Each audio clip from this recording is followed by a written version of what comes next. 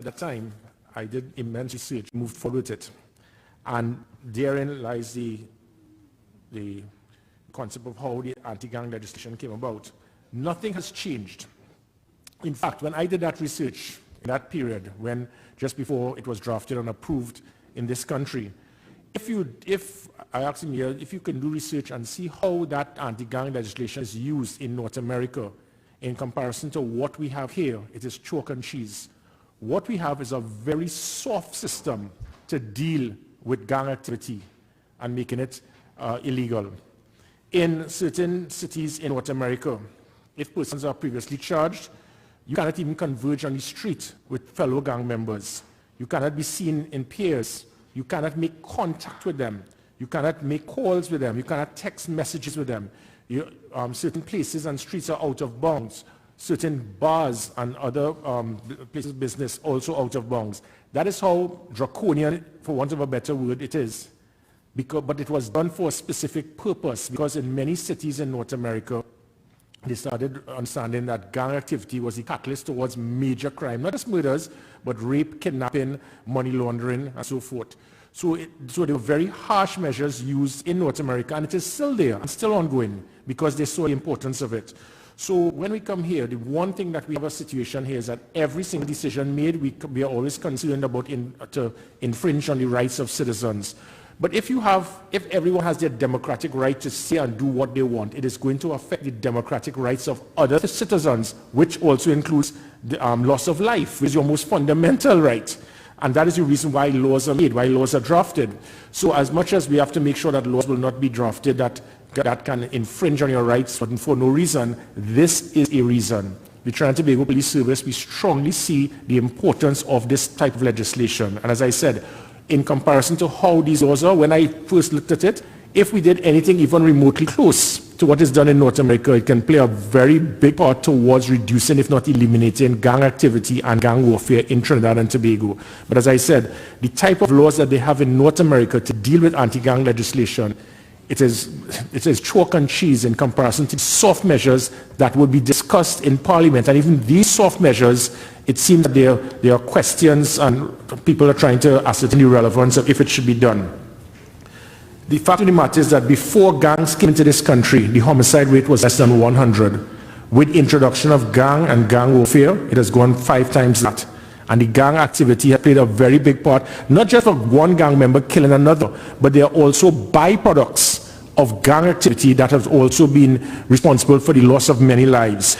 This has caused the escalation of human trafficking, child prostitution, money laundering, drugs, illegal weapons being imported, and the type of illegal weapons now is no longer just a sidearm, but gang members are now they've become very sophisticated, where the weapons they have now are assault rifles, 5.56 type round and caliber that can have, and with that effect, with over 35 rounds being fired in just a couple seconds, it is not just individual who they want to kill that will become a fatality, but also several persons around them, and all of this will become byproducts of gang activity. I have also heard the conversation by some where they stated that because of the high crime rate, what is the value of having this anti-gang legislation? Because if crime is going up, if crime has, well, it is not going up, it has increased, but because crime is so high, it means that there is no value. Again, I try my best to stay in my crease and not to get stumped, but I am stumped to understand how anyone could make a comment like that. To make a comment like that, you are now alluding to the fact that, let's give an example, DUI. So because we have legislation to make sure that persons must not be intoxicated and must not be over a certain limit, and that is to reduce persons being intoxicated, driving, getting in an accident, then someone could easily say, well, let us remove that law because persons are still killed driving under the influence of alcohol. And that is the point. So if it is that because persons are still killed because they drive under the influence of alcohol, is it that we are now going to state that we should remove the law for DUI? Likewise, if it is that we have speed limits and we have tickets and persons are given fines for speeding, but still people speed, is it that we'll then say, well, then we should remove the speeding tickets and persons being charged for speeding because people are still committing the crime? The fact of the matter is that crime is a product of opportunity, and if you provide the deterrence, it may not eliminate the crime, but it will greatly reduce the crime. So for persons to state that because there's still gang warfare and there's still murders with gangs, it means we do not see the value of the anti-gang bill. But then all the other laws we have, whether it's DUI, speeding, we should also eliminate those laws as well, because there's still the situation. The point being is that if you do not have those laws, it will increase the number of those crimes, and that is the importance. So if we do not have that, this present anti-gang legislation, it is going to obviously greatly increase gang activity, crimes involving gang warfare. The value of this anti-gang legislation, and again, when I did research back in 2005, 2006, is that people don't say, well, why bother to shut it down? The reason why gangs are so successful is it's just like a business. If you operate as a silo, you operate by yourself, with no support, it is going to be very difficult for you to succeed. Crime is a business. So when criminals operate in silos and they do not have the support mechanism, it makes it difficult for them to have that product of opportunity. On the other side of the coin, if you now have several criminals, they get together, they converge en masse, they now have structure, they have organizational ability, they have capital, they have better funding, they have better intelligence, they're more strategic, they're more tactical, and all of these things is what will cause the success of gangs. So 7 criminals working together is obviously going to be of more value as a team than they working separately. The whole being greater the sum of the parts, in other words. And by doing that, it means that we need to dismantle the gangs, let them operate in silos. When they do that, they make mistakes. When they become very structured, very organized, they spread their wings, not just with criminal elements in the underworld, but they can now use that situation now by moving into trying to bribe police officers, persons in the criminal justice system, and this has happened worldwide.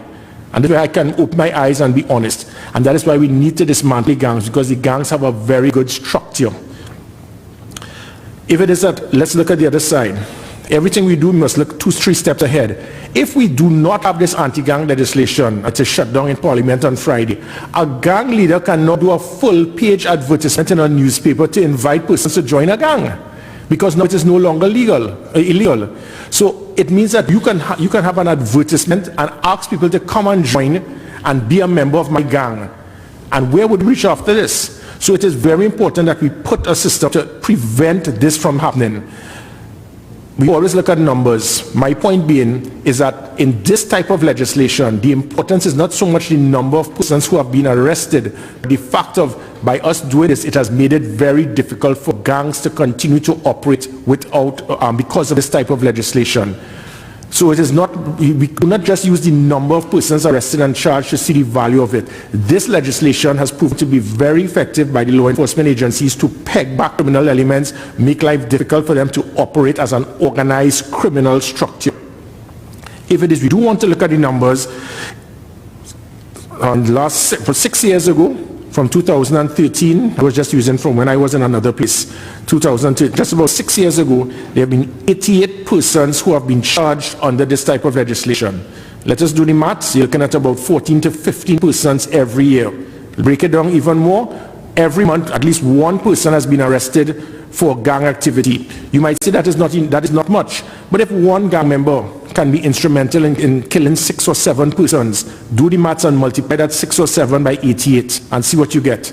One life saved is enough. But we are talking about probably hundreds of lives have been saved by us arresting very well-known gang members who hold strategic positions in their gangs that have contributed greatly by us arresting them thanks to this type of legislation that has played a big part in reducing gang-related activity and obviously violent crime. So I'd just like to ask again, from the Trinidad and Tobago Police Service, we are hopeful that persons in another place will do something. What I've always seen very, very interesting, because I was in another place once, and it is amazing that when you sit on the right side of the Speaker or the President of the President of the Senate or the Speaker of the House, you sit on the right side, you see things in one way. And as soon as you go on the left side of the Speaker or the President of the Senate, you get a totally different view. So how does your view of principle, rational logic change only based on when you change sides in Parliament? I got in big trouble speaking about things of putting in with politicians once. But I don't learn from my mistakes. But I have a serious concern. If it is we are here to help this country, we need to be logical. We need to think about things, to do it the right way, not which side of the parliamentary bench that you sit. You can't be sitting on the right side of the parliamentary bench before 2015, and you saw the value of the anti-gang legislation. You saw the value of the bail amendment bill. And as soon as you change seats to go on the left side of the Speaker of the House or the President of the Senate, you have a different view. I wish to God, hopefully one day in this country, all politicians, all persons who hold positions in public office can think logical. Just do what is right. Do what is required. What is right is for the importance of this bill to continue. I will now ask, we'll now go into, obviously, the more spicy topics, such as DSS. I know that is coming fast and furious. So just before we go into the DSS, what I've noticed is that many persons in this country, they want change. They want to clean up the country. They want to see the police service do what is right to reduce crime. But there's always something in between. I want you to clean up this country. I want you to reduce crime, but it must not affect me. And I think it's very selfish. I have seen this constantly, especially in the last few months. Go and deal with the Chinese casino and all that, but leave DSS alone. Go and deal with the bars and people assembling in bars because I don't drink, but leave the beaches alone because I want to go on beaches. Go and harass the people on the beaches, but leave me alone because I want to play football.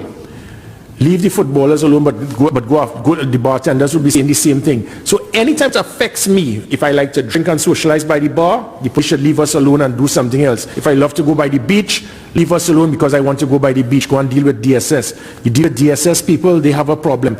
So everybody now wants crime to be reduced, but it must not affect them. We can't operate like that. What the police service is doing, we are not handpicking, we're not witch hunting. We have a number of different concerns. The concerns will vary from the COVID restrictions and also going back to DSS. So when people try to make comments to try to direct the police, to tell the police, leave DSS alone, you are basically aiding and abetting and condoning activities that can affect national security. The Prime Minister, as the chair of the National Security Council, he was clear when he said it. And I will explain that later on if and when asked, later today. This morning. The fact is that this here, if not dealt with, can cripple this country. And then you'll want to know why the police will get involved. And on many occasions, sometimes we may need to help persons and protect them from themselves because they just do not know better. The DSS investigation, it is amazing. It is amazing that we have citizens. They have been attacking with full force. A minister had 140,000 TT dollars. And that became something of national concern where every Tom, Dick and Harry is demanding that she must justify every single cent in that 140,000. And this is a minister with 40 years of experience and service to country. And rightly so, it is to justify. But you want to demand $140,000 justified for every dollar that she has there, how she got it. But a Lance Corporal in Defense Force has $22 million and people have a problem about the police wanting to investigate that. And then we have members of the media, certain I'm not going to express myself today, they are now going to try to put this person as if he's a member of the Fortune 500 club. Every single time they get a chance is to try to boast about him. DSS strikes back and I am a good businessman and an entrepreneur. They have done everything to express how strong and how great this man is. And that says a lot about where we have reached as a society, where we could look at something and instead of trying to explain to it what it is, we have an agenda. Let us stop the agendas and just do what is right. Let's just do what is right for the country. And what is right for the country is for us to monitor and investigate everything. If anyone here in the media or any other citizen had $22 million cash found in their house, they would be all held to pay, and rightly so. A minister had 140,000 and there was a great demand to justify every dollar that she had. But now somebody has a Lance Corporal in the Defense Force has 22 million and we must automatically feel that this money is all legit. And it may very well be. But it is the right of the police to investigate this. Let me give you an example how these things work.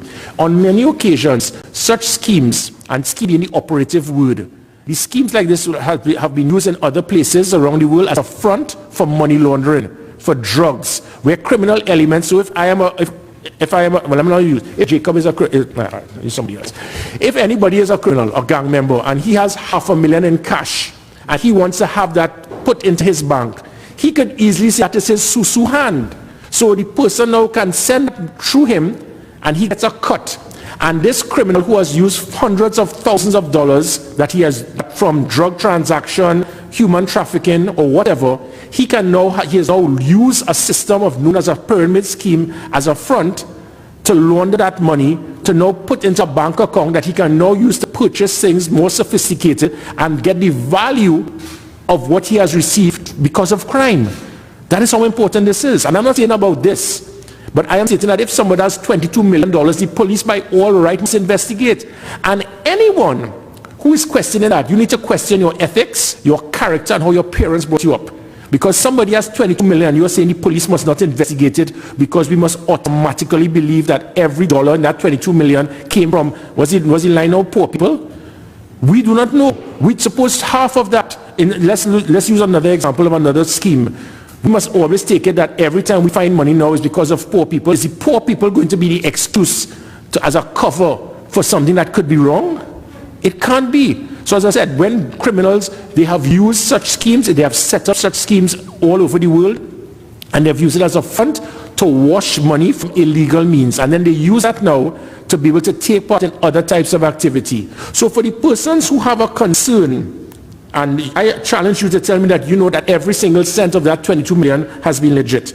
And when it is that if it is that something can be illegal, it allows criminal elements now to build sort of franchise that they can buy more drugs, that they can sell drugs outside schools that can affect your children, they can buy more sophisticated weapons that can now kill your family members or kidnap them, and they can use the extra funds now to buy and pay off more police officers, more senior officers, and even members of the criminal justice system. That is what the Prime Minister is speaking about when he says something like this, not nipped in the bud immediately, can cripple the country. So I ask, instead of everyone, because we do know that every single person now has been a law enforcement expert, because they feel that they know. I have just given you an example to show why it is important that the police must investigate this matter. And if every cent in that 22 million has been by legitimate grounds of hard-earned poor people, fair enough. But no one here can come forward and tell me that they know that every single cent has been from hard-earned, law-abiding citizens who are poor people. And that is what we have to do. We have a right to deal with this immediately. I will now ask DCP Jacob, just to clarify, we cannot say much more. Obviously, this is a matter that is still being investigated, but DCP Jacob, as the front line for this investigation, will now speak to you. Good morning, everyone. Thanks very much, Commissioner of Police. As you are all aware, that the drug susu investigation commenced on Tuesday, the 23rd of September.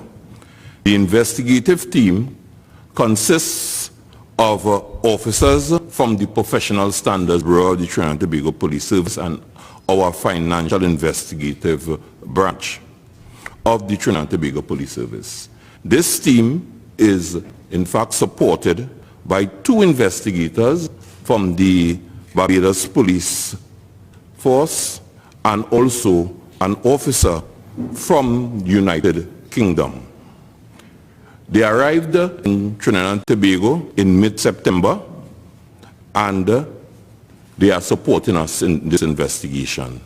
There is also virtual support from investigators from the United Kingdom. The investigation is being conducted in 2 main areas. One, dealing with the police conduct and supporting law enforcement officers on the 22nd of September at Catalina Drive, Phase 1, La Joquita, Arima, and also the conduct of these officers at the La Joquita police station on the said date. The investigation also involved our main subject, the DSS Susu investigation, under Karen Clark. During the investigation, other agencies were consulted, such as the Security and Exchange Commission, the Financial Investigative Unit, and the Officer of the DPP. Additionally, Several persons were interviewed. Reports and statements were taken from officers of the Trinidad and Tobago Police Service and also the Defense Force and other financial institutions. The team is continuing their rigorous approach to this investigation, and additional data, information and evidence is being gathered. All efforts are being made in pursuit of bringing this investigation to a conclusion. Recently, an officer of the Police Complaints Department of the Police Service also joined in the investigation. The 4 police officers who were suspended continue to be on suspension, and as you are aware, recently the main subject, Karen Clark, was sent on vacation leave by the administration of the Defense Force. However, there are at present 3 matters engaging the court under Section 38 of the Proceeds of Crime Act as it pertains to this investigation. 1, a seizure of 655,000, which was seized on the 25th of August, a seizure of 707,500 seized on the 22nd of September, and a seizure of 6.4 million that was seized on the 27th of October 2020. Also, on the 22nd of September, an officer of the Defense Force who was found with a ranged pistol at the said address was charged for using a firearm contrary to the license and possession of ammunition. There are other aspects of the investigation which will be completed within the next 2 weeks, and the DPP will be consulted for further advice as this investigation proceeds. Thank you very much. Okay, thank you. Now, before I just move on to operations ongoing as it pertains to COVID, and then we'll open questions to the media, I just want to clarify. It seems that there's something with this pyramid scheme, and this made people want to know why the police getting involved in this. Again, sometimes we need to protect persons from themselves, for them to understand a pyramid scheme. This pyramid scheme has, we could look at from, you have HCU, CLICO, the Adam Stanford, and I asked you to type something called India/Sahara. I think it's India/Sahara. Tens of millions of persons in India lost their money because of the same thing, the same situation. What I'm going to do now is just to show, this will just take a few minutes, and to show to the country how a pyramid scheme works, because it seems that people are not aware. The pyramid scheme is one that is directly designed to benefit those at the top of the scheme.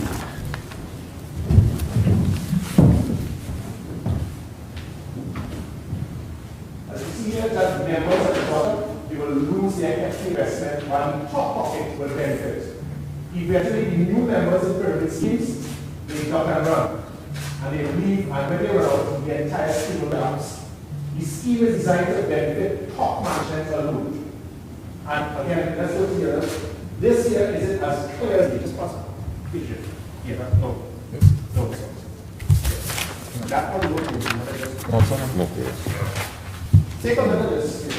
This is how a pyramid scheme moves. I want to clarify this to the country once and for all, so that persons who are trying to say that this is beyond an end world. You start with 6 persons. These 6 persons will now make, for them to make $60,000 each, they must find 36 persons. Fair enough. So 6 persons will get 60,000 minus finding 36 persons. Good.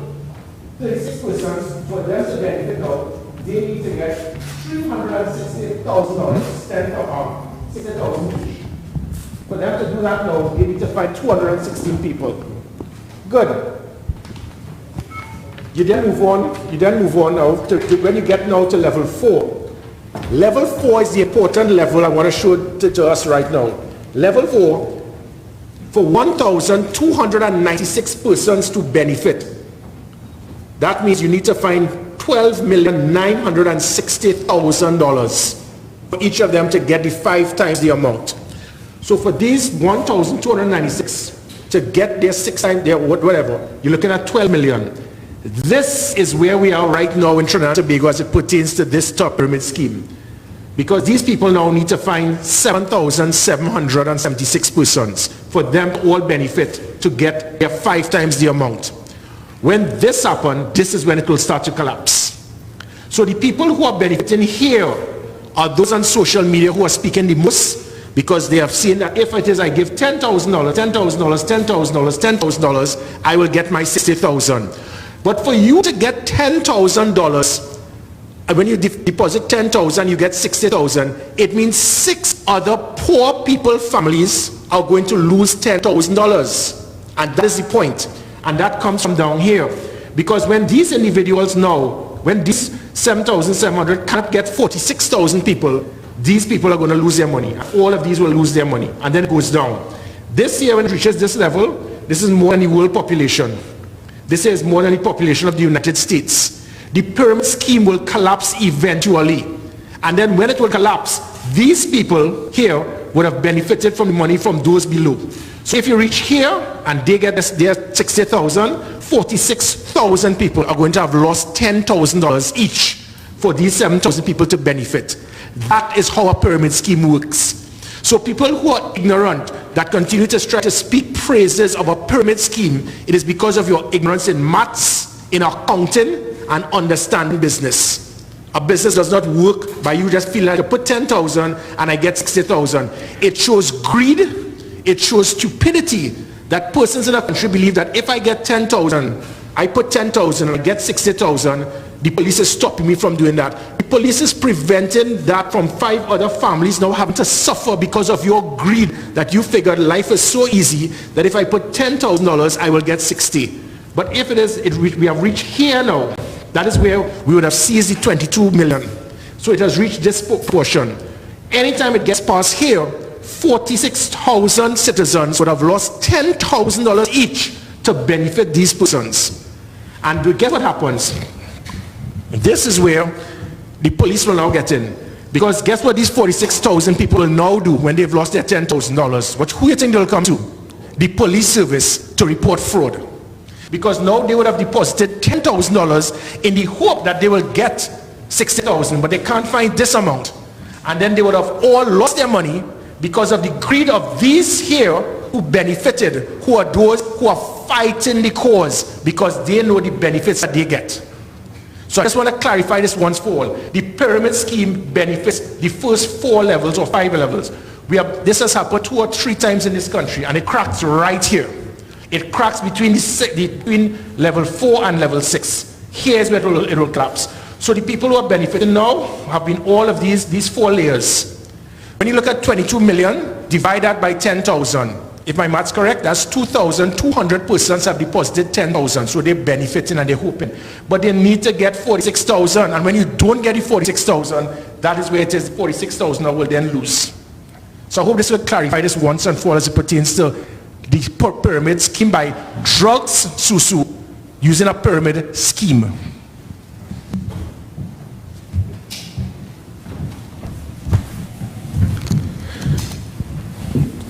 Before I now open to the media, I just want to again deal now with putting it to dealing with operations. Throughout the COVID regulations, what we have noticed, again, I wish to thank the public for their great degree of maturity. Unfortunately, persons, as I said, people want us to reduce crime only if it benefits, if it doesn't affect them. I'm looking again at the bars. People are trying to complain and say that the bars there's nothing wrong if it is that you go outside the bars to consume alcohol. But when the government made a decision as a regulation that you cannot have persons in the bar, so if a bar can hold 50 persons and now you're not allowed in the bar, but the 50 persons will now go on the pavement and now they will squeeze themselves tighter than channel than doubles. What do you expect? It is going to be even worse than if there's basically 50 of them remain in the bar. They would have been spread out much more. So the police service, we are not just being troublesome. We are trying again to protect you from yourself. And also, we are here to ensure that the law is enforced, because under the new public health regulations, para 4, H and I, because people, even bar owners, they do not read the regulations, H and I states that you're not allowed to consume alcohol in the bar or on the precincts of the bar.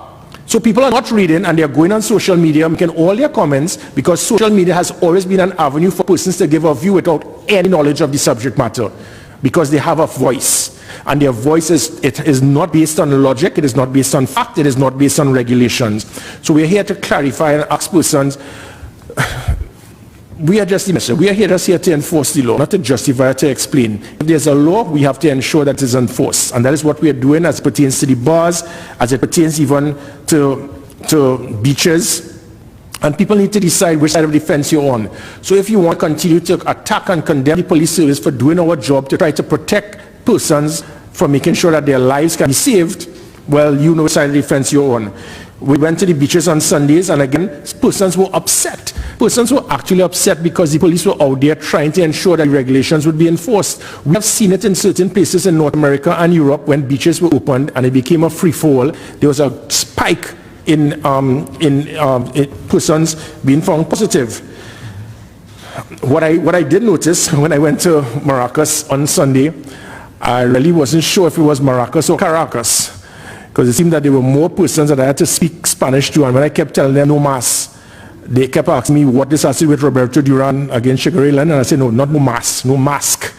So it seems that there's been a mass of some Spanish, and I have to learn Spanish the next time I go to Maracas, because I really thought it was Caracas.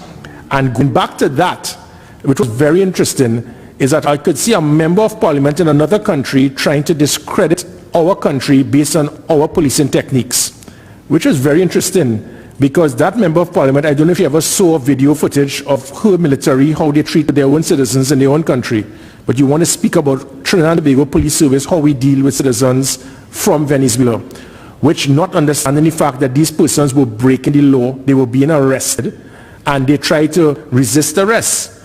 And this is something that I intend to deal with, in that it cannot continue where we have police officers trying to restrain persons, and you believe that it is your right now to retaliate. When that happens, you're going to damage a police officer, or you're going to damage yourself. With immediate effect from Monday, every police officer is going to have pepper spray. And trust me, is not a nice feeling. I experienced it a couple months ago in an operation where the police officer was trying to spray someone, and he pointed in the wrong direction and sprayed it on me. And for a few hours, I was kind of out of it. So we need to please, I ask the public, please, there's something, comply and then complain. So again, the same way it is that the member of parliament in another country was criticizing our police officers. The fact is that when the military gives a directive, the same individuals who were trying to resist arrest from the police would have listened, because they knew it would be much more than what you saw with our police officers. So before you decide to criticize my country and my police officers, check yourself first in your own home before you criticize us. The pepper spray would be issued. There are also tasers that have been issued for hundreds of police officers. They would be trained. And the reason for this is not just for us to spray people. We wish it would give us no pleasure in doing so. But we must have a minimum use of force policy in this country to ensure that police officers can be protected without the use of the firearm. And if you, again, it goes right back to my point of where have we reached as a society. Because we've reached a point now where people are videotaping something like this, laughing and screaming and applauding when someone has escaped police capture. That is what we have reached to. And then you're hearing someone say, they can't do anything, they can't shoot you. Okay, then you're correct. Because before we introduced pepper spray tasers, the police would have been left with very little, and they cannot use their firearm, because that is a last resort. I have put all the systems in place to ensure minimum use of force policy, and it has commenced with first verbal persuasion by the officers speaking to the individual. You then move to the body camera being issued for every police officer by early next year, to make sure this will protect the police officers from being wrongfully accused by the lady in the tower that keeps balling only too wicked. And then now he will have the evidence to show that what she's saying is not true. She keeps showing up all the time. She keeps showing up. And then you have the radio for communication for backup. When you have numerical superiority, it immediately downplay individuals who feel they want to retaliate. You then move to the bateau. The bateau is no longer going to be used in the days of nowadays. The days when you are a young police constable, it's no longer a butu, it's a bateau. The bateau is now being used not for cane compliant, but to control the individual, to bring them to the ground. I have to look at some very serious training with my police officers because I am not impressed with the type of tactics that I have seen with police officers dealing with persons resisting arrest. The first thing you do with persons resisting arrest is to get them to the ground immediately, and you're doing that to prevent yourself from being hurt and the individual. They stand up in this little tussle while standing, and it means that there must be proper training in unarmed combat for a police officer to understand how to restrain someone so that person will not be hurt. And it can't continue with an individual that's continuing to do what he's doing, and then the crowd, the mob is back cheering him on and gives him the perception that he's doing right. So after the battle, you'll then have the pep spray, you then have the tasers, and then you have the firearm as the last resort. This is going to greatly minimize situations where persons have been shot at by police officers because they were left with none of the tools I mentioned because they moved from verbal persuasion straight to the firearm. But the officers can and would use pepper spray and tasers if required. A situation like that would have warranted that situation. We cannot have persons continuing to attack and resist arrest with police officers. And again, we as a society, you people need to decide which side of the fence you're on. People they were applauding and they were pleased with a situation like that. I do not know how your parents brought you up, but it's a I can never see myself, police officers trying to restrain someone and you're applauding because the person is escaping and fighting. That is where we have reached as a society. Every citizen needs to decide which side of the fence you're on. Are you the side of the fence and trying to deal with good, trying to deal with removing criminal elements, or trying to applaud persons for breaking the law? Finally, again, the persons that I have seen speaking about it, when you look at social media, it goes with the character of individuals. There was one called Mango Head, Orange Head Salad, Prince Grapefruit. So that kind of sums up the individuals who have situations of being pleased of going against the police service. We have seen persons playing contact sports. Just to clarify, before I hand over to DCP James, Deputy Commissioner of Police for Operations, people are trying to look at different parts of the regulations conveniently. You can't look at the part of the regulations to state that no assembly of more than 10 so that you will play football. I would love to be playing football at that time. But the regulations also state no contact sports. So please, if you all can restrain, find a way to prevent it. Anything in public place that you cannot have contact sports. That includes football, hockey, rugby, basketball, and so forth. It is unfortunate, but it is mandatory because it is now part of the regulations. Do not look, because people are now trying to play three-a-side football, saying that it is less than 10. It doesn't work that way. You have to look at all aspects of the regulations, and you need to adhere to it. I will now, before I open questions to the media, I'll ask DCP James just to give us an update as to what is going on as it pertains to operations throughout the country, inclusive of making sure that persons adhere to the COVID regulations. Pleasant day to each and everyone. Thank you, Commissioner. Clearly, just to reinforce what was said by the Commissioner of Police, it tells us a story. Clearly, the public of Trinidad and Tobago are not taking a serious view of the COVID-19 virus. The health authorities have partnered with Ttps, mainly to enforce the regulations that are passed in the House of Parliament. And we must recognize that the regulations have been designed and enforced to protect us. One recognize that COVID-19 is indeed a crisis, and we have the mandate to ensure that crisis doesn't develop into a catastrophe. We have been engaging with persons, we have been campaigning from several fronts to have persons adhere to the COVID regulations. As the Commissioner mentioned, we are having a task to treat the persons who are in themselves seriously intent on frequenting the bars, lying outside the bars, and creating the sort of disruption that we are trying to avoid. So because of this, the operations section of the Trinidad and Tobago Police Service will be engaged in several strategic operations, taking us from the COVID-19 straight on to Christmas. We will be targeting the bars and the beaches using different resources at our disposal to ensure that persons comply. As you may be well aware, that the ticketing system is well enforced. We have had several persons ticketed for breaches of the COVID regulations, and this will continue aggressively. We have a mandate to robustly pursue this initiative to the hilt with a zero tolerance approach. clearly persons need to understand the seriousness of the COVID-19 virus. If one looks at the news media coming out from the United States of America, one can clearly see that clearly there's a drastic escalation in the COVID-19 virus spread across America. And one could attribute that particular spread and that escalation to the breakdown and the lack of adherence to COVID rules and regulations, most important being wearing of the mask. And we have been having a prevalence of persons breaching that particular protocol. Persons are blatantly refusing to wear the mask, or if they do wear the mask, they are wearing it below the chin, as though that is how it's supposed to be worn. When we last checked, your mouth and your nose was never placed under your chin. So there will be an aggressive approach to treat with that particular issue.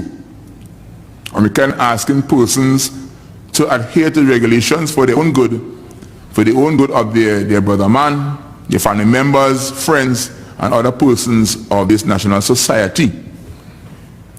We are seeing clearly that other areas are being impacted, because one will recognize that when you have an increase, it impacts the health sector. It impacts the healthcare workers. We have been engaged in several issues where persons return nationals from abroad.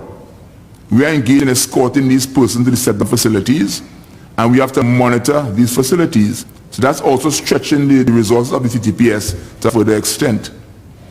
We also have the issue of persons who are self-quarantined, who are also breaching the COVID regulations, finding themselves out of their homes, into malls, into business places, lying on the streets, and engaging in all sorts of recreational activities which they should not be a part of. Why should the police service be forced to treat persons who exhibit indiscipline, who are adults? Clearly, we are not really understanding what COVID-19 clearly means. It is a death sentence. We have no indication that you will survive or you must survive COVID-19. An initiative should be put to the public to ensure that they comply with the instructions and the rudiments of the healthcare regulations. It's a difficult task for the Ttps to enforce. We are stretched to the limit. What we would also like to see happening is that the public partner with the police. You see other persons next to you, around you, not wearing a mask, ensure they put a mask on. It will protect you and also protect them. But if you allow it, you are also condoning something that could kill you. So clearly you need to engage. With the upcoming Christmas period, we know that for a fact we will have several challenges, and therefore we will be partnering with the public, with other law enforcement agencies, including the Triangle Defense Force, and even private security firms that assist us to treat with this upcoming Christmas. We have decided to put together structured patrols to treat with areas, in particular residential areas. As you are well aware, there have been an avalanche of home invasions occurring throughout the nation, and this has attracted the attention of the majority of the public and the Ttps, and we intend to take serious action against that. People have been complaining about the response of staff members at our charge rooms and on the streets. We have been engaging programs to sensitize our officers as to how to treat the public, to be very sensitive to their needs, to their concerns, to their reports, and to treat with courtesy and dispatch as to the reports that they receive. We then set up response teams so that there will be immediate responses to robberies which may occur in several districts, several divisions, so that persons will have to rely strictly on the I.A.N, but there will be other response teams put into these divisions to respond to reports of robberies. Increasing foot patrols. And one would recognize that foot patrols have been sort of slightly absent in some areas. We have done our homework, we have done our analysis. We have targeted several areas where we tend to put foot patrols on the ground. We are currently asking persons to become aware of the several new initiatives TPS have been involved in. For example, the TPS app. I've asked for a response from the persons who are so engaged to supervise that particular initiative, to give me a report as to how that has been going down well with the public. Some persons have their issues concerning how the app is operated, and we intend to launch a further campaign again to sensitize persons as to the importance of the app and its use. Neighborhood watches. We will be meeting with several persons in certain areas to engage in the neighborhood watches, as well as where some persons have started neighborhood watches without the inclusion of Ttps and law enforcement. We will be meeting with those persons to ensure that when these neighborhood watches are engaged, that it has the blessings and all the protocols, so that no laws will be breached. When we reflect on recently, there was an issue where a certain individual who alleged would have been involved in some sexual activity with a young person was lynched. We do not want to have lynch mobs in certain areas, and you call it a neighborhood watch. Business persons. Clearly, we need to meet with some of the business persons who have their concerns and to find ways and means to address these concerns. We recognize that several business places will be the victims of robbery, and we tend to curtail that. If we can limit every single robbery, we'll make every effort to do that. However, we need the collaboration. It is really heart-rending to hear business persons attempting to travel from their business to the banks and to their homes with large sums of money. With large sums of money, when we have the advantage of engaging in services of security firms and even the bigger police service. Many years ago, that was a mandate given to the public that you could seek the assistance of the Trinidad Police Service to assist you in escorting the large sums of money to the safety of the banks under police escort. But somehow some business people have decided that it wasn't worth their while, and they suffer the disadvantage of being robbed. And then it's our job now to find out who the person who committed the robbery and to try to solve that crime. Soft targets.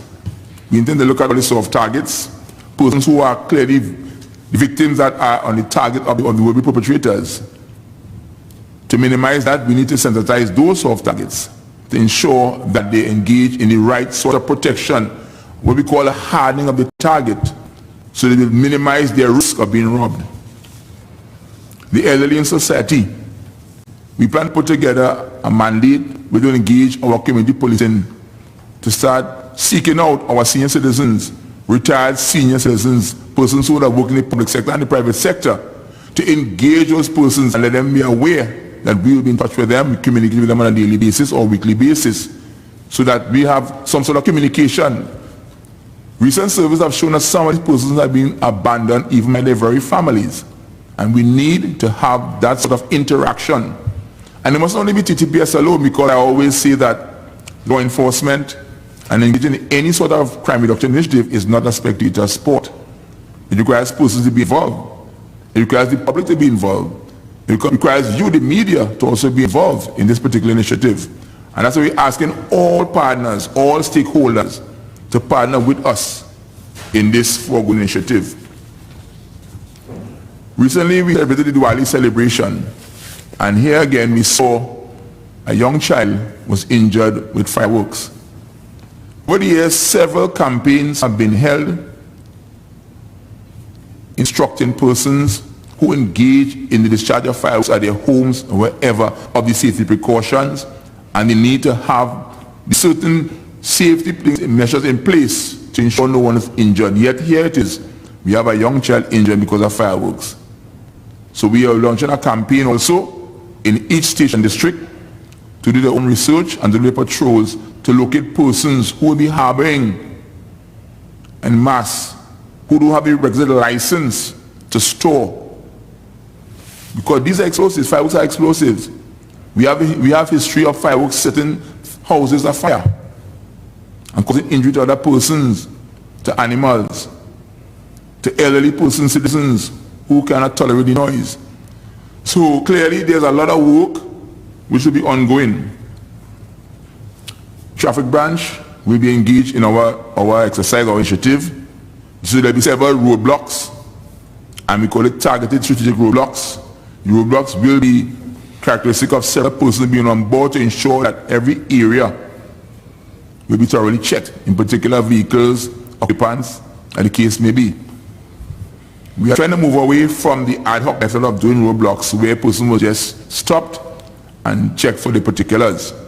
The roadblocks will be more intent, and we kindly asking John public to be sensitive to us and to be very patient.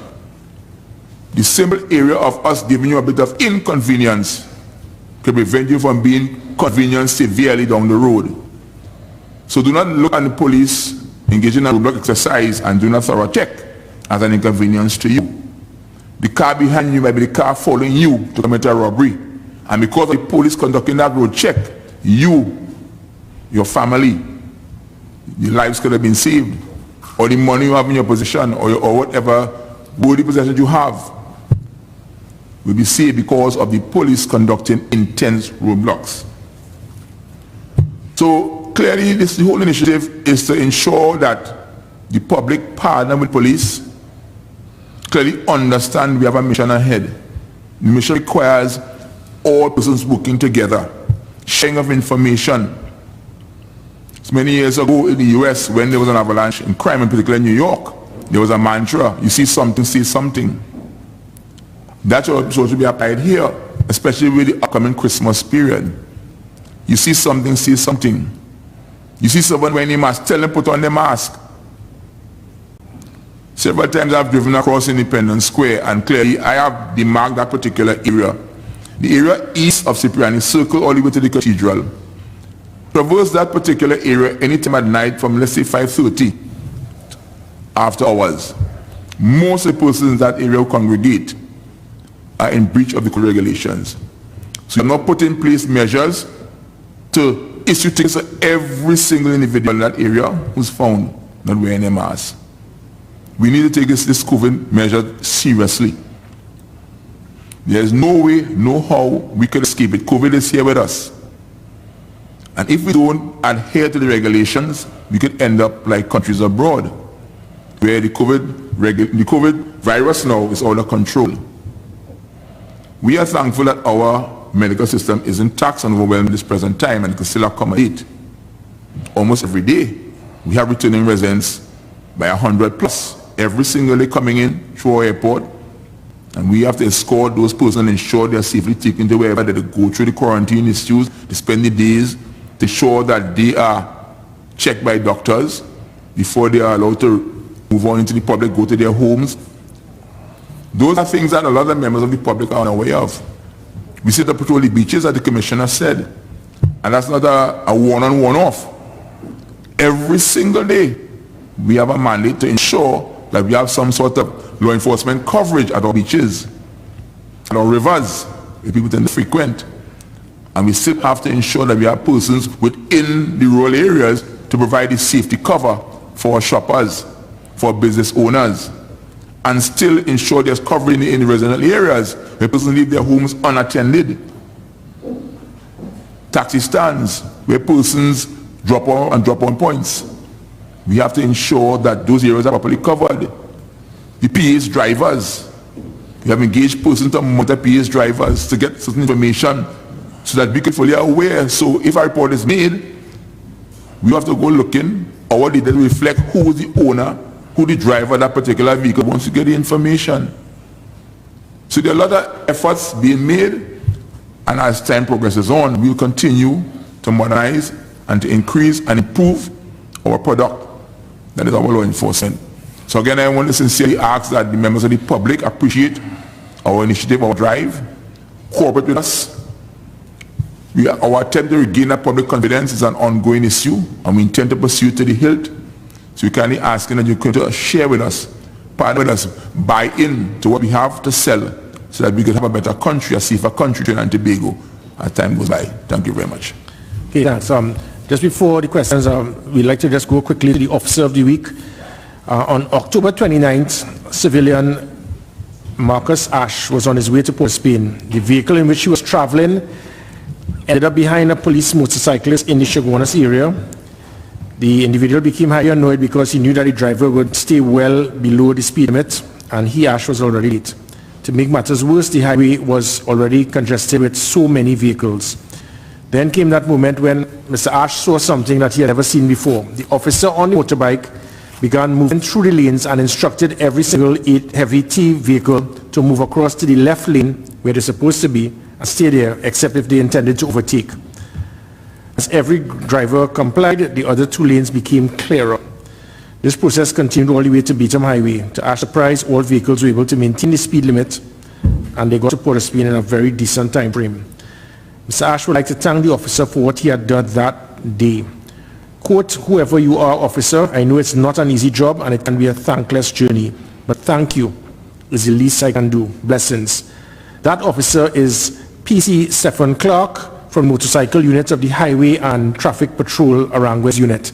I would like to now send congratulations to PC Clark, the DCP, Intelligence and Investigations, DCP Jacob. Can you please do yours?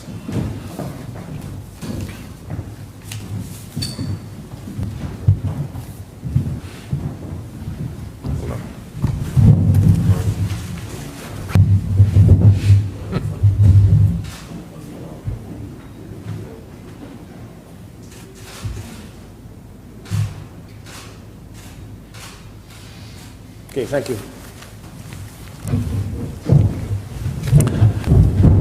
Okay, with that, I'll now open questions to the media, please. Good afternoon. Tarian Brown, TTT News. I'd like you to outline some of the measures that the TTPS would like to see made to the anti-gang legislation to make it more effective. Well, no, it's already drafted, so I would not want to reinvent the wheel. What I can state, again, going back to the start, if we look at comparison to other countries, it is chalk and cheese. There are certain things it is very soft, but it is better than nothing. It would be a big setback if it is that something, a bill like this is going to collapse. It is better that we have at least what is there now, but as I said, the main thing people speak about is to infringe on the rights of others. But if you look at this similar law in North America, as I said, certain persons who have been charged, they cannot associate, they cannot communicate, they cannot text, they cannot go in certain bars, certain streets, certain corners. It may seem draconian, but it has proven to be very effective by dismantling gangs. Personally, I would love to do that. The main thing is to dismantle gangs. If we can dismantle gangs, it will be much easier for me to get to my threshold of making sure that there's a 10% decrease in every violent crime every year. This year, there's been a 25 to 35% decrease in every violent crime in this country. Murders, rapes, kidnapping, grievous bodily harm, car thefts, armed robbery, even road deaths, woundings and shootings. But as I said, the gang-related activity has proven to be the catalyst towards violent crime. So yes, there would be other things that should be put in, but at this time, I think that is not on the table. What is on the table is the present legislation that has been used, and it has proven to be effective by 88 persons in the last few years being arrested for it. And many of those 88 persons, had they remained on the streets without such legislation, this could have resulted in numerous other deaths taking place. So I think it is important. I'm just asking that what is there on the table at this time be considered strongly, and we have 41 persons put country first. There are a number of local music videos circulating on social media displaying firearms. Is the TTPS investigating whether these firearms are dummies or if they're real firearms? Is there any investigation underway? Yeah, definitely. Through the revamped cybercrime unit, we look at every single incident. On some occasions, they are not legitimate. But we look at every single one. We look through the cybercrime, and on most occasions, we find individuals, and then we track to see where this firearm was. So that is being done. Hi, good day, Ryan Hamilton Davis, Trinidad Newsday. Well, I want to continue the anti-gang legislation and move on from there. Now, regarding to some of the pushback being placed by government officers, members of the parliament and stuff already, don't want to put you in any kind of trouble to say something. Thank you. But there has been reports, well, several reports of there being a connection to people in politics and people in gangs, whether through the awarding of contracts, etc., etc. All right. The question is, do you think that there is a correlation, a similar correlation between the pushback against the anti-gang bill and these things, or would you be in a position to speculate on that? No, well, I definitely wouldn't go into where angels fear to tread by accusing politicians, but worldwide has been seen that when these gangs escalate and they build, it is just like the pyramid scheme. When they when they continue to expand, they get their fingers into the police service where they start buying out police officers, members of the criminal justice system, politicians. It has been proven. And again, likewise, we have seen situations where gangs have been getting state contracts for years. And I have stood firm on this even when I was in another place. Because when you play with filthy animals, you would get fleas. There is going to be a price to pay. So my concept of this is to shut it down, dismantle and take away, cut that financial umbilical cord. It is going to cripple them. It is an art of war. If it is that you have an enemy head on, before you fire the first round, you try to cripple their financial, their administrative, their logistic supply. You can't be fighting a battle and then they get in state contracts. That's something separate and apart to the bill itself. We need to shut down the gangs and dismantle it. So yes, there have been situations with persons that may be perceived, whether it is in the criminal justice system, the law enforcement agencies, and even persons in politics that have some degree of affiliation. How great it is, how much it is, how much we have investigated on it, obviously I wouldn't be able to give further comment on that. All right. One of the things you mentioned with the expanding of gangs was the bringing in of firearms, high-powered weapons, and so on. A couple months ago, DCP Jacob, he mentioned that there has been an increase in the discovery or in the retrieval or seizure of firearms, of high-powered weapons, and he raised that as a concern. Can we get an update on the efforts being made to stymie the flow of these firearms, these high-powered weapons? And can you explain, even if it's in detail, further detail, the connection between those two? Yeah, sure. There was an article a few days ago on that same matter when it says even though there's a reduction in firearms being seized, you were getting an escalation in woundings, shootings / murders because of the type of firearm.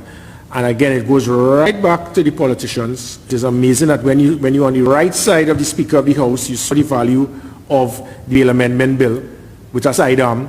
But then when you go on the left side of the Speaker, somebody could have an assault rifle that can kill 35 persons in 3 seconds, and you see no justification why that person should remain in prison. It is amazing. Ethics, logic, character, it just goes out the window when you just shift from one side of the parliamentary bench to the other. It shouldn't. It's the same logic you had pre-2015 to make sure that if somebody has an assault rifle, that in other countries, someone found with an assault rifle is deemed a terrorist because that person can kill 30 or 40 persons within seconds. Here you see, he has his fundamental right to be free. And by doing that now, he can go back and purchase another firearm, which is what happens. So someone is found with, say, 9 assault rifles, and the assault rifles dismantled. Some smart people say, well, it's not really an assault rifle because they weren't all assembled. So it's just like if somebody has a detonator, a timer, and the chemicals, and it's separate. It's, well, it's not a bomb, so we should let them free. That is what we have to deal with. And then when they go free, and they assemble everything, and they kill persons, guess who they blame? So we need to understand the fact that with the assault rifles coming in, it is coming. There's been, obviously, you'll see many. We have seized many more. Most of the murders now is because, with gangs is because of the assault rifles, and that's why you had an increase in woundings and shootings a few years ago because most of the criminal elements will be using the sidearm. A sidearm, there's a strong possibility that the person can survive. When you have an assault rifle that you're firing 5.56 rounds and you could fire off 10 in a few seconds, there's very little chance for survival, which is why we have to put systems in place. My personal view is, as it pertains to the illegal entry of weapons and drugs, is a strong perception of the illegal ports of entry. But we have discovered through our international allies that the bulk of the illegal drugs and weapons coming into the country is from the legitimate ports of entry. And it means that it puts the police in a very difficult position because we are not allowed to go to ports. We have no say, no involvement. So when we seize 800 firearms for the year, if one container leaves a legitimate port not checked, it can have 1,000. So in one night, if you have an insecure, legitimate port of entry, we can now lose all of the value we have done for the whole year in seizing illegal firearms, which I think with the privatization of the port, it can give the police some degree of authority to make sure that we can guard the guards, because that concern of the legitimate ports of entry with these illegal weapons coming in, it is a matter of concern. Wow, that's a lot to unbox right there. Just to tap onto that really quick, you said that a lot of the murders are now connected to high-powered rifles and automatic weapons and stuff like that. You have any figures on that? I can get that to you before, within an hour. All right, no problem. And just to go around that and to ask the third question, basically on the anti-gang bill, we're seeing a lot. We're hearing a lot from you about these gangs being having a structure. All right, and well, it seems like you kind of comparing them to Medellin gangs, the Russian gangs with all the human trafficking and all those stuff like that. At what state, from the intelligence that you have right now, are gangs, are they that organized? Should we be that concerned that they are that organized? No, well, again, looking at what we've seen for the last several months, there seems to be a lull in gang warfare between rival gangs. Thankfully, I think, again, when you look back, when you look back at crime in this country, we try to give the excuse for different things to justify when things were good. Had crime increased, persons not have said it was because of COVID. Now that crime has decreased, they're trying to say it's because of COVID. You look at North America, the majority of cities, crime has increased. So I think one of the reasons, apart from good policing, the public buying into the fact and working with the police service, we have also seen a lull in gang-related warfare and confrontation, which obviously it is good. It means that there's dialogue. There's dialogue that the police would have with gangs by not recognizing them and calling them community leaders and giving them state contracts, but by warning them, working with them, speaking to them and letting them know. Some of these gang leaders, let me clarify here, these gang, they are not dumb. In fact, it's just the opposite. Some of these young men who are gang leaders have tremendous intelligence, and if they use their resources, the leadership that they have in the communities for good, it can transform their community. But unfortunately, some of them use it to build their empire. Some of them have a building in a community that their house alone could be worth more than about 50 or 100 houses around the community. So it is not a Robin Hood where people try to get this perception, I'm here to protect this guy and give him information and to fight and to give my life for him. If it is that the gang leaders, which has happened in some cities in North America, the gang leaders started turning and started realizing, look, I have a degree of respect and people have belief in me in this community. Let me use it for good rather than evil. Let me try to build the community rather than try to challenge other communities to get their state contracts and to go and kill other gang members because they have different names. If we can continue to move along as what we have done here, we can continue to cut violent crime by 15 to 25% every year, we can be somewhere within where we were at the turn of this century. But again, the gang members, they have a big part to play in the gang activity. How it is we reduce it? I do not want to have to reduce it by confrontation and head-on. Hopefully, good sense would prevail by persons who are gang members understanding that this is not the way to go. And the police service, we are doing a lot to try. It's not just about hard targeting, roadblocks, patrols, confrontations, operation. We have something that is known as secondary crime prevention, where we are trying to get young persons to turn away from a life of crime through social development, playing sports, and community work to get persons to realize, they say narrow is the path that leads to righteousness, but broad is the way that leads to destruction. A lot of these young men, they see the easy access through a gang and try to make quick money, and it can lead to death. If it is that you take that narrow path, it may be tough, but at least it is that something that your parents could be proud of. All right, just two quick questions on DSS. Now you answered a lot of the questions I had before, but what I wanted to find out in your investigations to find out whether or not any of this money that was seized was illegal, was gained by illegal means or any kind of thing. Has the police, with the assistance of all the external factors, been able to determine thus far that any of this these funds are gained illegally? No, I won't answer that. But again, let's just go back to the 22 million that was seized in the first occasion.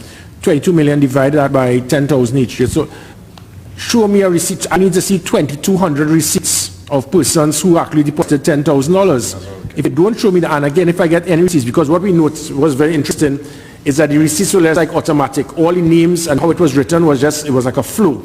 If I have to check 2,200 people and verify that they deposited $10,000, so be it. But if I don't get it, well, then I'll move to another direction. I am dealing with this with a fine-tooth comb.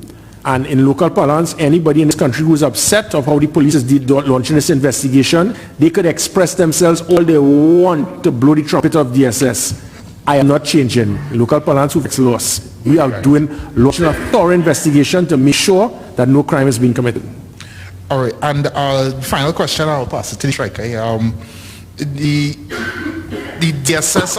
DSS last week, they sent a release which is now being shared on social media to advise people who took part in the scheme that they may be able to retrieve the money through applying through the Proceeds of Crime Act. There's a specific form pursuant to Section 387A where they say you can make an application for the cash under subsection 7.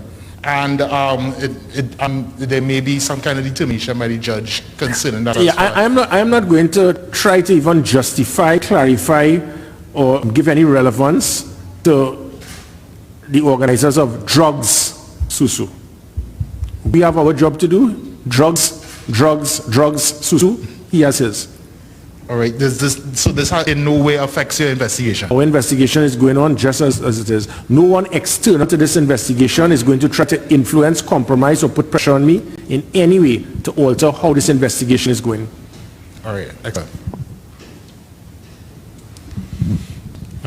Good day, Commissioner, Acting DCP. Darren Bauer, also from the Newsday. I'd like to focus still on the anti-gang legislation and the public plea by the police service to the politicians to support this piece of legislation, which you have said has proven to be successful in terms of dismantling some gangs. Can you give an estimation as to how many criminal gang members there are spread across Muslims, Rasta City, anybody gets it, and Sixers in this country? And how many of those are among the 88 arrested and charged before the court?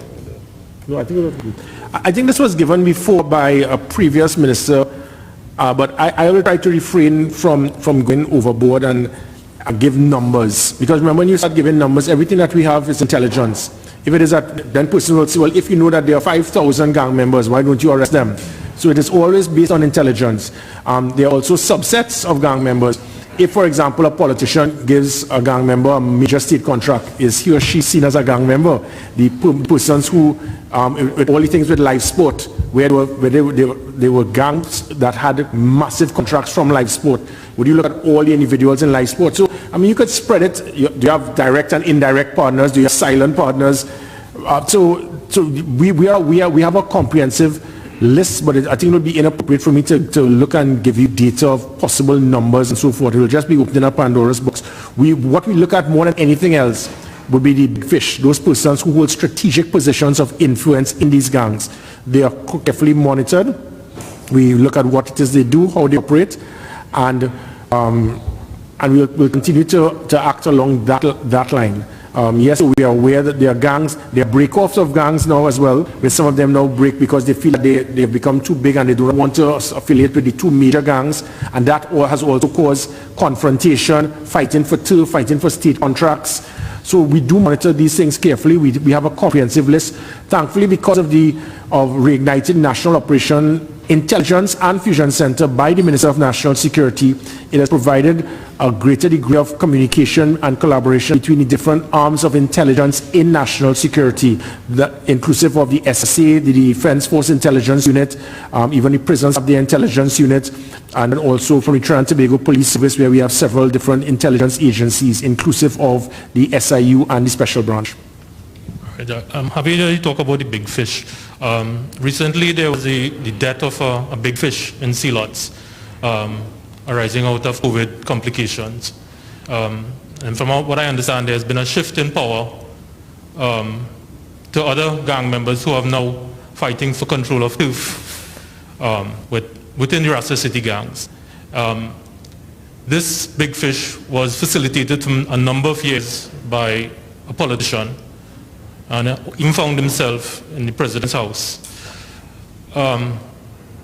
You said that you are aware that politicians somehow with the state contracts and so forth, but these same politicians are the ones who you are now relying on passing this legislation to support the police service. Isn't there some kind of conflict of interest there? How do you address that? Well, the conflict of interest is not for me. I have been straightforward from day one, even when I was National Security Advisor to Security Minister to Commissioner of Police, that I stand firm that you must not affiliate yourself with criminal elements. There's going to be a price to pay. We should not in any condone, support, or indirectly. I fought in cabinet over it. I fought in cabinet when I heard persons trying to justify that, let us do that to calm it down. There's going to be a price to pay. It is going to escalate to the point that you cannot control them. That is what happened in live sport. And we have seen it over and over. You can't feed the animal and then expect that you could control the animal. The animal is now going to turn back on you. And that is where it is. We had the problem with live sport when it was then handed over to me as Minister of National Security to put an end to it because it had reached a point of no return. And that is where it was immediately shut down when I became Minister of National Security. So nothing has changed. All I can do is to plead and hope that 41 persons would do the right thing and to ensure that it gives the police a fighting chance to protect citizens of this country come Friday. All right, I just want to shift a bit too. You said that you were going to, from Monday, every officer will get a spray, and you intend to buy body cameras for, you didn't say a number, but I think you said previously 1,000 body cameras for the tactical units and so forth. Did you get some subvention ahead of no, to buy these things? I have to go and get a loan. No, there's actually been there was over $220 million that did not come to the police service that were requested for the last fiscal year.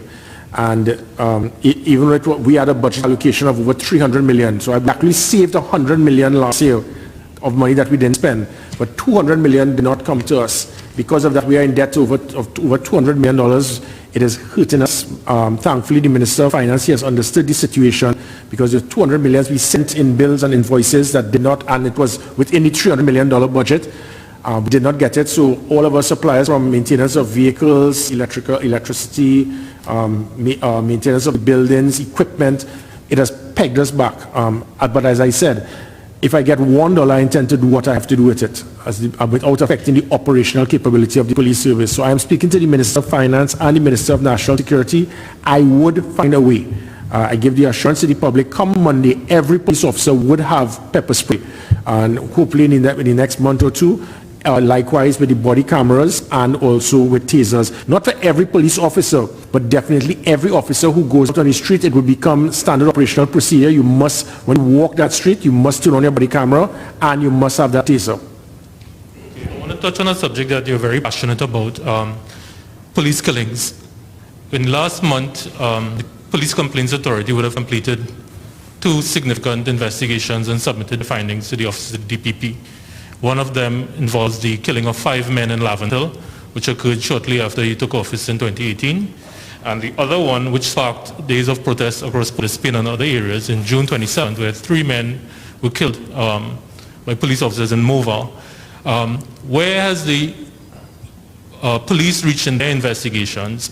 And now that the PCA has found, I would say, sufficient evidence to submit a file with recommendations for possible charges to the DPP, has that changed your outlook or advice to police officers who are out on the field? Not at all. The fact is you have to look at every single investigation on its merit.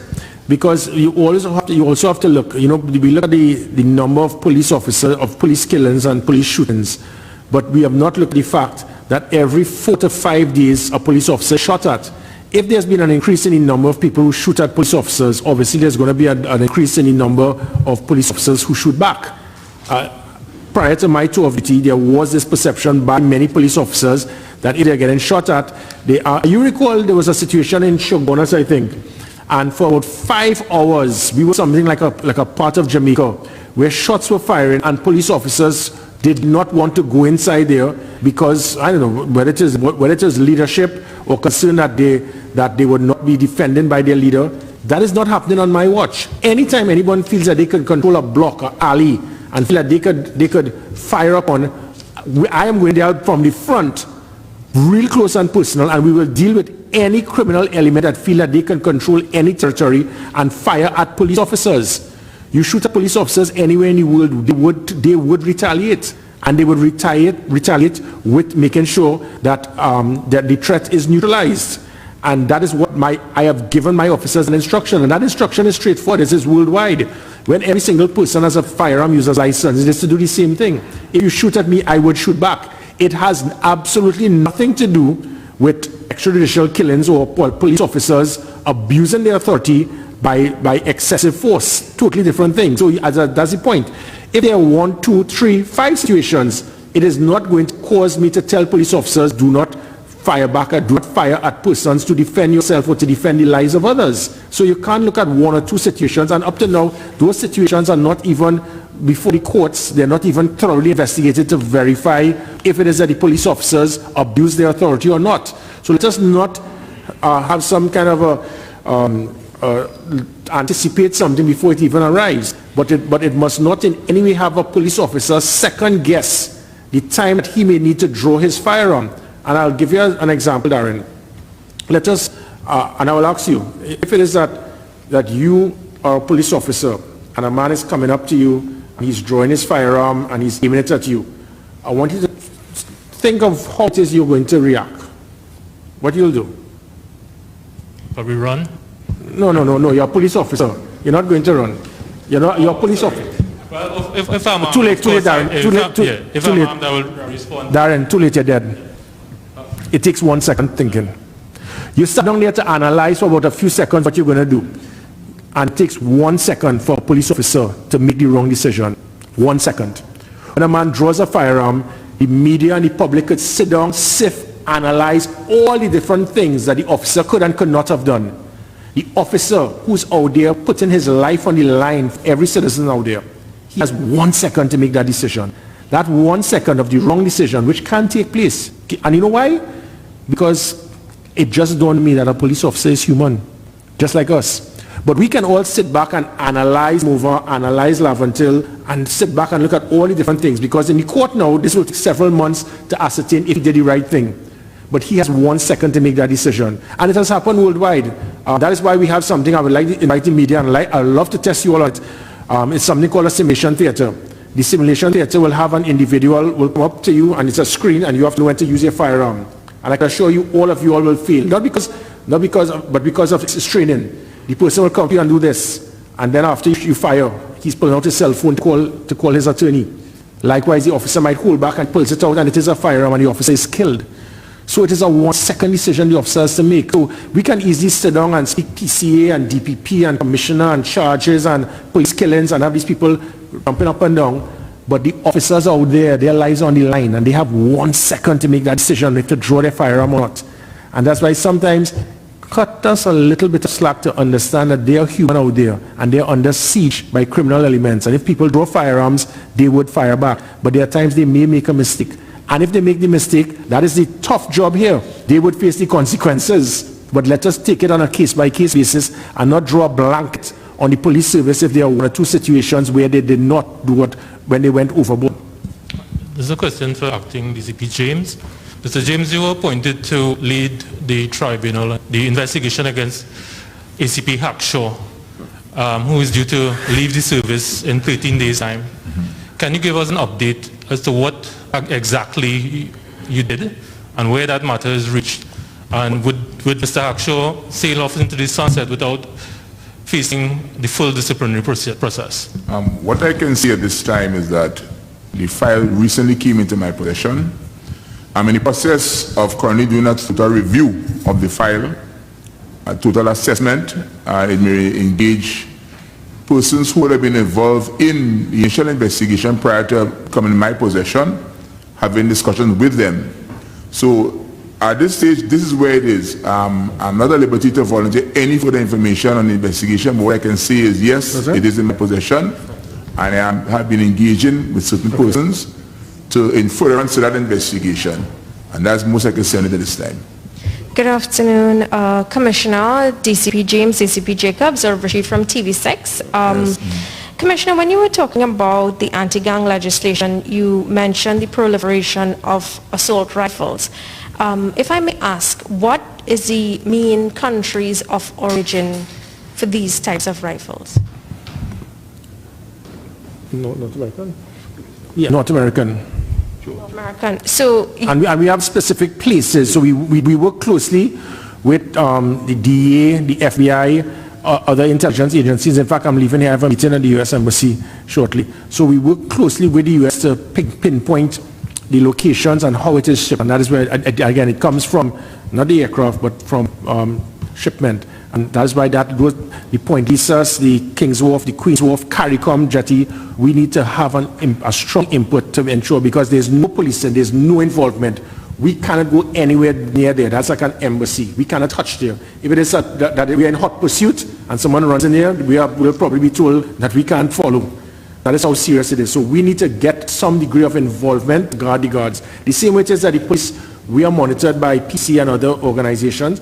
If you have an area of a port like that, and items can come, I think we actually have reports, and you can confirm that there are certain containers that have left the port and have been unchecked, and they cannot find these containers. So if you cannot find a container that left your port, God knows what was in that container.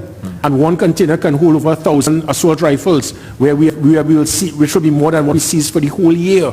So if containers have gone missing from the port, then we can we spend so much time speaking about the Coast Guard and blaming the Coast Guard and the radar and OPVs and all of that. All that is well and good, because that has proven to be that we need that to prevent especially illegal immigrants entering the country, so that, as I said, Maracas will not look like Caracas. But the main thing is that the legitimate ports of entry, it has been the problem. You seem to mention or feel that the privatization will include more involvement for the police. Are you part of the dialogue with respect to privatization? Have you expressed this at all? No, I'm not a politician. That is not my business. But what usually happens in ports around the world, when it is privatized, you usually have something that will have a similar manner of a joint operational unit. You'll have customs, immigration, Coast Guard, the police service. They all will be part of that homeland security type system, and not just one unit being there,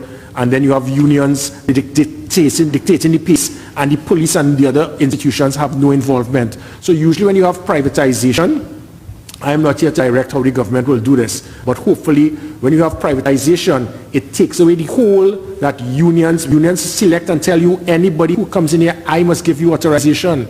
So the police can enter because of what a union may think, or certain workers, or even a certain arm of national security. So usually privatization, it opens the window of opportunity to make sure that ports can be more secure. As we're talking about illegal immigration, we've seen that increase in Trinidad and Tobago over the past 2 to 3 years. Could you tell us what impact that has had, immigration, on crime? Are you seeing immigrants involved in crime? What types of crime, etc.? Yeah, definitely. Within the last year or two, there have been about 20 odd deaths of persons who have been illegal immigrants. Some of them have assault rifles. They've confronted police officers. We have retaliated. Some of them are involved they have pushed their way in some of these gangs, especially in the Western Peninsula. You recall the shooting in Glencoe and other places. So we have seen persons outside of Trinidad and Tobago coming into Trinidad and Tobago and trying to actually familiarize themselves or be part of these gangs. Sometimes they become competitive to the gang members, and the gang members here will deal with them. Some of them have proven to be a conduit towards financing and loans and drugs coming in with the gang members. So our intelligence has proven that it must not be seen in any way for the country to label, demonize, or cast a brush across every single person you see that may be deemed from South America or wherever. It doesn't work that way. That is where it is you call profiling. So this should not be based on profiling, but it is not that every single person that has come across here has proven to be of value and asset to Trinidad and Tobago. We monitor it closely. The good thing is that through our intelligence agencies, if we pick up individuals like this, the Minister of National Security has the authority, if it is that we submit information to him, that someone can be deported if he is deemed as A, a threat to national security, or B, a liability to the public purse. And we would act along that line. Are there any challenges involved in dealing with immigrants who may have committed crime as opposed to nationals? Yes, well, there is. Sometimes they commit crime, then you go to the immigration detention center. At times it is that we might just look to deport them, and then even when it is you arrest them, then so there have been some technicalities, Obviously, if someone, many of them who are here without the registration, they have now broken the law because they are here illegally. When they're here illegally now, we have to find them, then hold them, and then try to get them back across to Venezuela or wherever. So it is very expensive as well. If someone is from, say Africa, it will cost us hundreds of thousands of dollars because even special branch officers now have to escort that individual on an aircraft back to his home country. It is a very delicate situation, very costly, but this is something that we have to do. With respect to the incident captured on camera in Moruga, where we saw two persons supposedly of Venezuelan nationality evading police, there seemed to be an impression that it's not just that the police were forceful. It seemed, I guess the question was, what did they do to warrant this?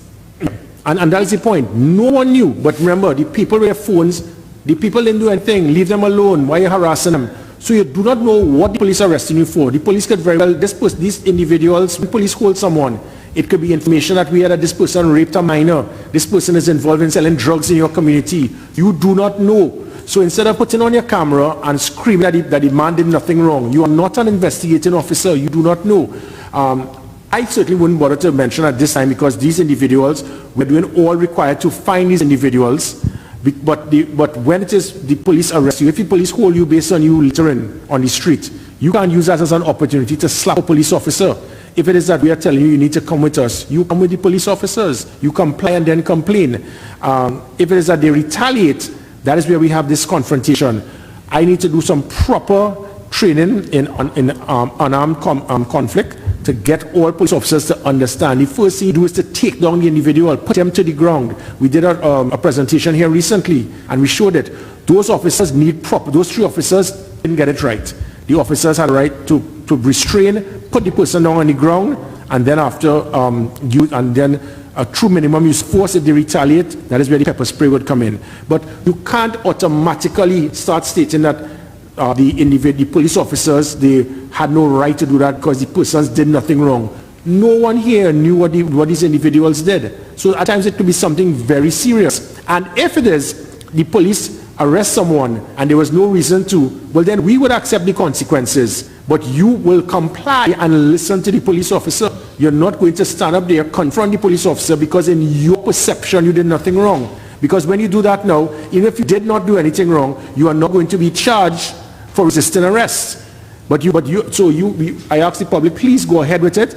And this nonsense of everyone in the public, persons taping and knowing that the individuals being held did nothing wrong. You do not know. Just let it happen. And the individual who is held, if wrongfully accused and arrested, he will have his day in court to be able to take action on the same police service. So you are unable to tell us what the infringement or... No, I wouldn't do that this time. Persons who were cheering them on, run faster, whatever, can they be charged for aiding and abetting someone? I don't know. Yeah, well, there's inciting, but I think more important than persons inciting, it has showed where we have reached as a society. When we reach a society that a commissioner could find dozens of elderly persons in a cage being treated like animals and persons are upset and offended by police rescuing these persons. When we have reached a point now where someone can form a scheme with tens of millions of dollars and people are saying leave the man with his money. When we have reached a point where someone is resisting arrest and people are deciding to incite to the fact that trying to get someone to escape. We have reached a point now and we need to draw that line in the sand in this country of good versus evil, right versus wrong, police versus thief. And you need to decide which side you want to be on. You look at social media, certain persons, all they do is attack and show their hatred for the police. So you know which side of defense they're on. People need to decide which side of defense you want to be on. It doesn't mean the police service is perfect, but we are the front line to try to protect you. So if it is you're trying to be excited and cheer on, it shows where we have reached as a society.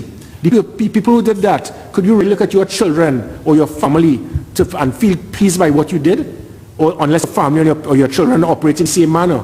That is the key in our society, that we've reached a point where people are now pleased to see people break the law. And that is where it is. We need to draw that line and decide which side of defense you're on. Commissioner, I just want to tap back on two quick things.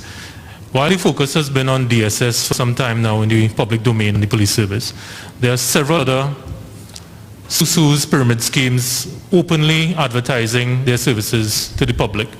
And as you know, there are a number of people who are now jobless because of the COVID restrictions for a lot of businesses, and these people are now trying to get a quick turnover with whatever savings they have. There's that, and whether or not the police would now be focusing on those other operators. And the second thing I want to ask is, Robert Clark, a highly decorated FBI agent who was instrumental in dismantling gangs in the US, he had been recruited by the police service to assist in this whole dismantling of gangs in Trinidad. Where is he, and is he still a consultant with the police service? Yeah, okay. What's the first question? What's the first question?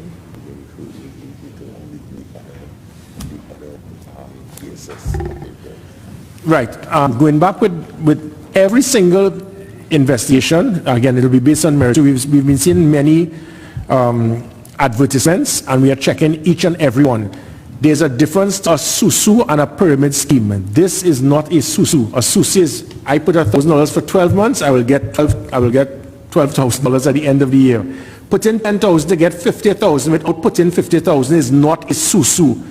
The public is being misled and fooled by devious people who are trying to play. SUSU is something from the days of these older people, like these two fellows here, right? Not me. And that is what they did. The days of SUSU, you all grab and you take money every month, and then if you get your hand, you will get it before everyone else. But you still have to put in exactly what it is. What you get in is what you have to put out.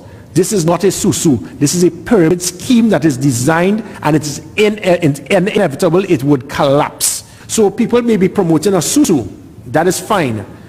If it is that you're involved in money lending, there are specific regulations and documents you must have registered, and if you don't, then we can take action. But we are not going to have people fool the country into believing that you're using SUSU as a front when you're involved in a money laundering or possible pyramid scheme that can cause the loss of tens of thousands of persons losing money. As it pertains to Mr. Clark, he went back to LA just before the shutdown, and he is still working closely with the business sector, and hopefully in the very near future he would return, but until then he's still liaising a lot with us to assist us dealing with the problems as it pertains to gang-related activity. That's it? Okay, thank you very much.